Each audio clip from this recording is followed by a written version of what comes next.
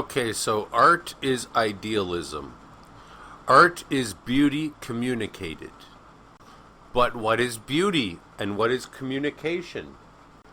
Beauty is form and communication is content.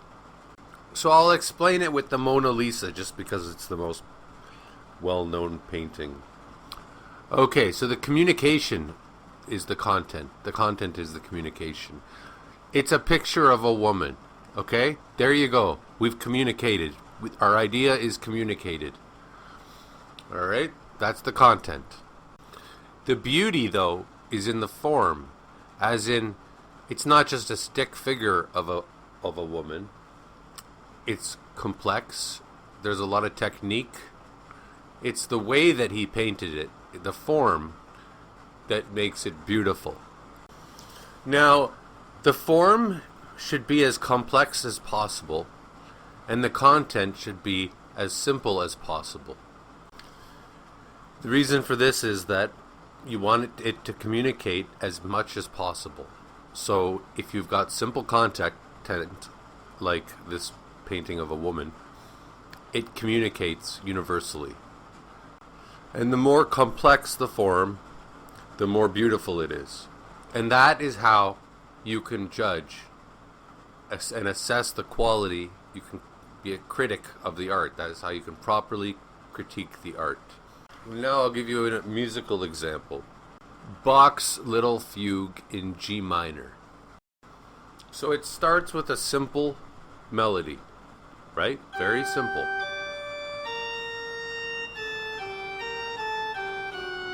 And because it's so simple, everybody can understand it. It communicates.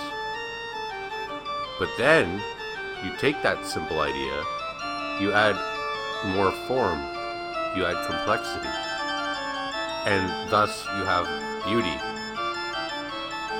So a simple idea, but developed complexly. If that's a word, complexly. Charles Dickens' A Christmas Story is an example in literary form.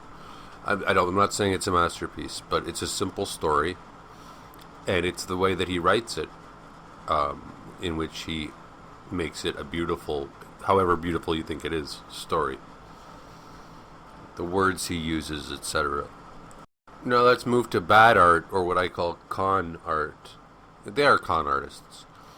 Okay, so what the hell is this, right? What is it? Okay, so the content is not simple. Therefore, it does not communicate. Unless you're to assume it's really just what it looks like. A bunch of random shapes. But there's paintings like this that have sold for like $50 million. So you can be sure that the artist would say there's something deeper going on. In other words, this thing has complex content. You have no idea what the hell it is. And it has simple form. As in, a 5-year-old could do this. You could make this thing in like 10 minutes. No technique, therefore no beauty. No beauty at all. It is not beautiful and it does not communicate. And I don't think it's coincidence that abstract art has shot up to prominence in this abstract world we live in. And by abstract, I mean we have no connection to the world, right? There are probably children today who don't know where milk comes from. I've heard a politician say that climate change is an artificial construct. So he's saying that nature is artificial, whereas money is real. I bring that up because it's particularly striking, because nature, trees, the planet, are the most real things there are, and money is the most artificial thing there is. The worst art when it comes to music is atonal music. Atonal music is music without any kind of like melody that makes any kind of sense. They just discard tonality. Basically just put a kid at a piano and tell them to start banging on the keys, and that's what atonal music is. So there's no melody, which makes it have complex content. So nobody can understand it. It doesn't communicate. And it doesn't really matter whether there's any execution or technique, because it doesn't communicate, right? And the best example I can think of con art when it comes to the literary field would be the play Waiting for Godot, which basically is just two or three guys just sitting around on the stage doing nothing and talking gibberish for the whole play. Now, many claim that there is content there. It's just that I'm not smart enough to understand what's going on. But again, the content isn't simple, and it needs to be simple. It needs to be able to communicate. And my advice as a viewer, or as an art critic, no, not as an art critic, but as a viewer, is if you ever come across something like this, and you don't understand what the hell's going on, stop watching. Turn it off. Remember that it's the work of art. It's the job of the work of art to communicate to you, not for you to decipher what the hell's going on. Now, this can be applied to every kind of art. What comes to mind right immediately is installation art, and if you don't know what that is, that's where they just have a concept and that's it. So like a guy will spray a whole can of spray paint on one spot, and that's the art. Or there was an artist I actually met, John Scott, who got famous for etching some verses of the Bible into like a car in the junkyard.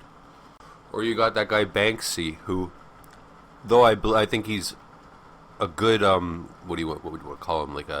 He's like a political activist more than he's an artist. But like in the case of somebody, taking a shit on a canvas and calling it art, my rule of thumb is if you could just tweet it instead of making it, then it's not art, it's just an idea. So like taking a shit on a canvas, just tweet that. Here's my idea for work of art. Take a shit on a canvas.